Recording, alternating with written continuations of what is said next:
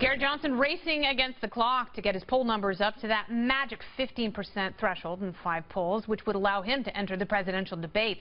Today, Johnson and his running mate, Bill Weld, took out a full-page ad in the New York Times aimed at the Commission on Presidential Debates.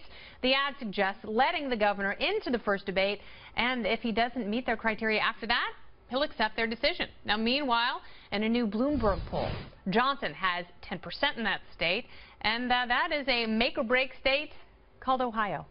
Not enough to win, of course, but more than enough to muck things up for both Clinton and Trump. The party panel is back. Carley, Shimkus, Kmele Foster, and Guy Benson. So, Kmele, maybe what is Aleppo wasn't the worst thing for Governor Johnson. It seems like he's actually having a pretty good week. Yeah, you got lemons, make lemonade, something along those lines.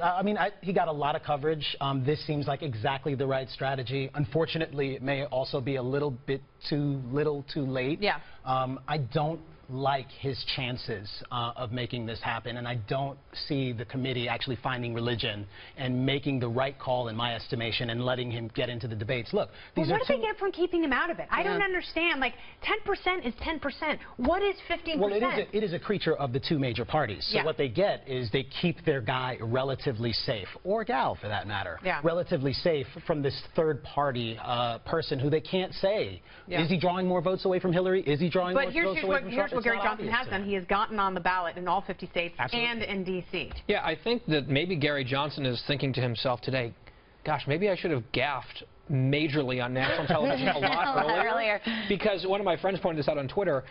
It's perhaps credible or reasonable to suspect that all of the coverage of the gaffe caused a lot of voters to say, holy hell, there's someone other than these two awful people? Sign me up. Someone who actually makes a mistake and acknowledges it. I mean, I think his cleanup was good. His cleanup was, human and good. You felt bad for him, right? Yeah.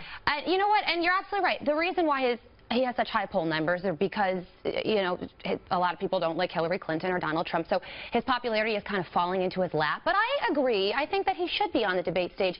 The American people deserve to hear what he has to say. And in terms of Facebook posts about him, he's doubled right now what he normally has at 8 million posts last week. He usually gets about 4 million.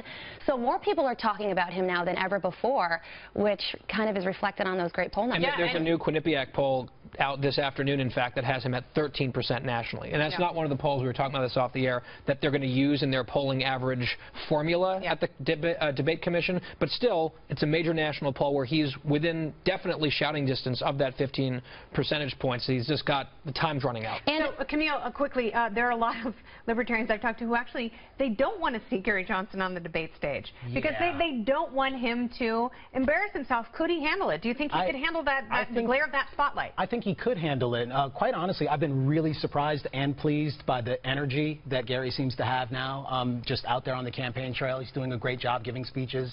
I think compared to the I was going to use strong language. Compared to the show that we are likely to get from these two candidates, Gary Johnson being in the midst of that, I think it'll work. Like a show of feces. How badly could he embarrass himself? He could just show up on the debate stage and say, hi, I'm Gary Johnson. I'm neither of these two people. And I'm running for president. Right. No,